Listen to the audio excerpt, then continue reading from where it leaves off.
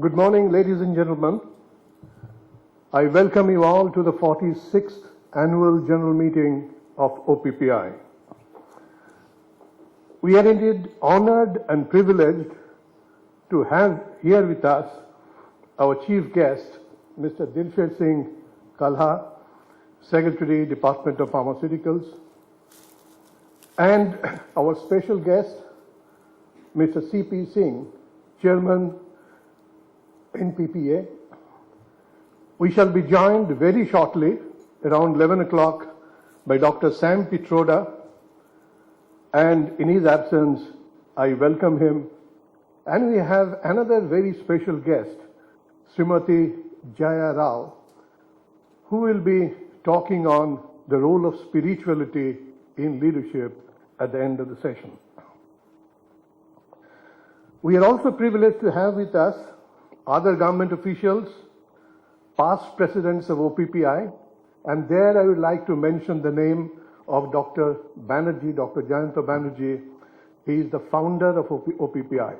He is one of those individuals who founded OPPI in 1965. We are honored, sir, to have you with us. We also welcome the members of the industry associations, their presidents, academia, juries of various OPPI Excellence Awards, heads of our member companies, and the representatives of our vibrant media. We had our statutory annual general meeting last evening.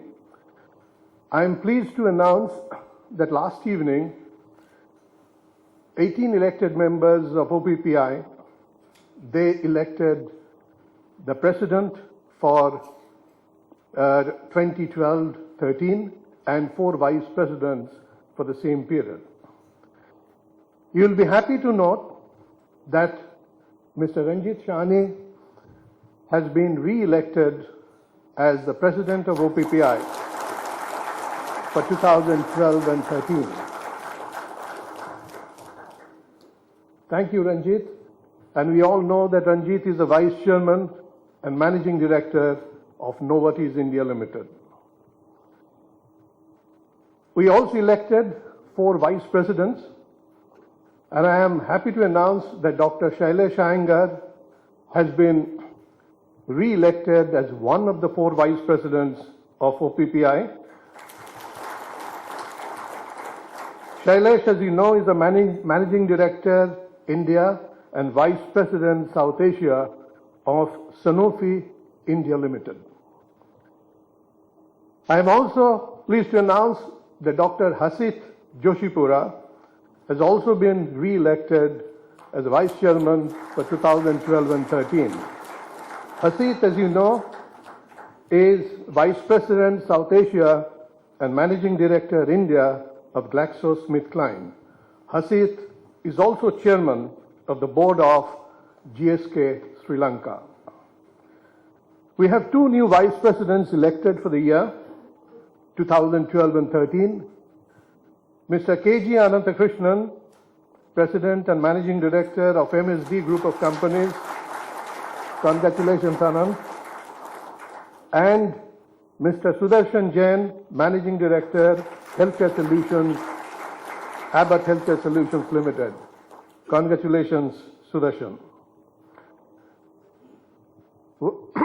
While India is making reasonable strides in its economic growth, the country is increasingly facing constraints in providing healthcare benefits to a vast majority of its population, with ballooning out-of-pocket expenditure of around 78% of its population. This is mainly because of the following reasons: low public spending on healthcare at around just 1.2% of the GDP. Of course, in the next, that is in 12th five-year plan, it will be increased to 2.5. As of now, the healthcare infrastructure is very fragile, very low penetration of health insurance system for all strata of society. Healthcare delivery system is also below par, and we don't have in India a universal health coverage. You know, all 33 OECD countries have universal health coverage, including China. As we know, access to healthcare comprises not just of medicines, but more importantly, healthcare infrastructure like doctors, paramedics, diagnostics, healthcare centers, and hospitals. In India, the demand for these services has indeed outstripped supply. Thus, there is an urgent need to have a holistic approach with the universal healthcare in developing adequate healthcare infrastructure, efficient delivery system for medical supplies, and creation of a talent pool of healthcare professionals like paramedics to ensure access to healthcare for all citizens of the country. Towards this direction, OPPI has undertaken a study enhancing healthcare access in India along with active involvement of other stakeholders. The study aims to identify the key barriers in accessing healthcare today, what needs to be done to eliminate these barriers, and develop a roadmap for improving access to healthcare in India.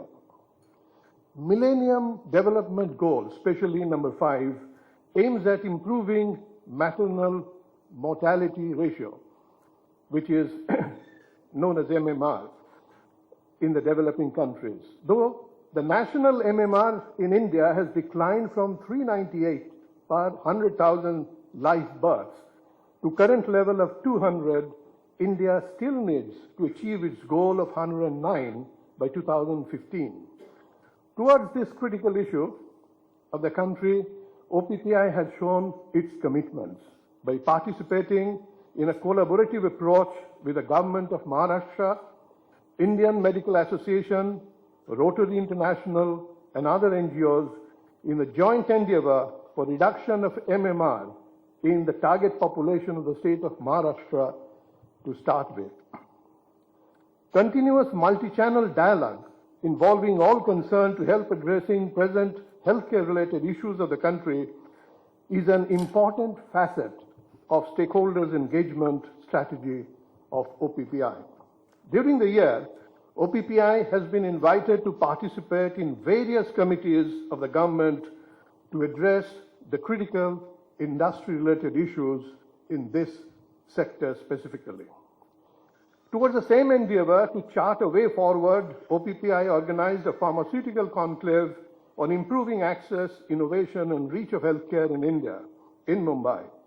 Distinguished national and international experts, senior government officials, and other stakeholders of the healthcare and allied sectors deliberated to chart out the way forward.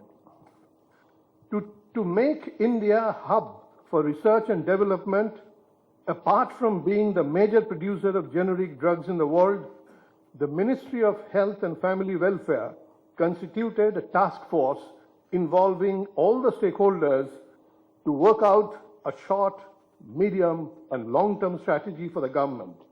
OPPI has been invited to be an important constituent of this task force, and you'll be pleased to know that Government of India has invited OPPI in many such committees to contribute to the healthcare objectives of the nation. To actively encourage innovation in the pharmaceutical sector of India as a part of public-private partnership initiative, OPPI continues to collaborate with two premier R&D-focused institutions, NIPER and CSIR, and has instituted Scientists and Young Scientists Award at both the institutes. In addition, these awards have also been extended to other pharmaceutical research centers and academic institutions in India to foster innovation in the country. All the award winners will be felicitated this morning for their significant contribution by the dignitaries on the dais. OPPI members will continue to engage with all stakeholders to help improving access to medicine in India, encourage, protect, and reward innovation, besides being responsible corporate citizens of the country, while contributing towards achieving the healthcare objectives of our great nation. With these words, I once again welcome you all in the 46th Annual General Meeting of OPPI. Thank you.